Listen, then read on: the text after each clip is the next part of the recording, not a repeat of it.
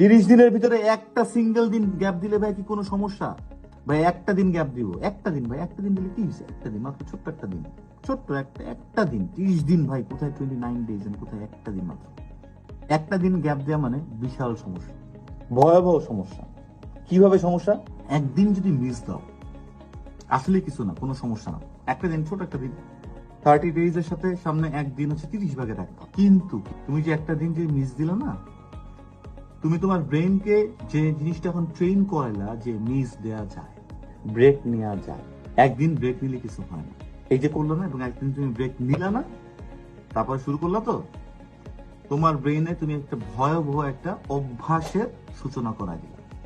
অভ্যাস very dangerous. Uber, এখানে Uber প্রথম অর্ডারে তুমি $20 ফ্রি পাচ্ছ। প্রথম অর্ডারে তুমি এটা পাচ্ছ।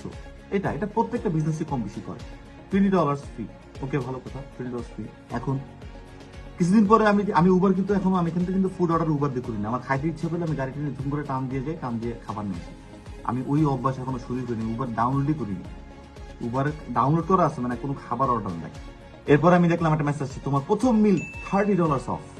তারপরে আসছে লাস্টেরটা, তোমার প্রথম মিল, ফার্স্ট মিল যে তুমি অর্ডার অর্ডার $40 অফ, 3600 টাকা তোমার ফ্রি খাবার দেওয়ার জন্য। যাও খাও, তাও অর্ডার করো, তাও একটা ডাউনলোড কর, একটা অর্ডার দে, শুরু কর।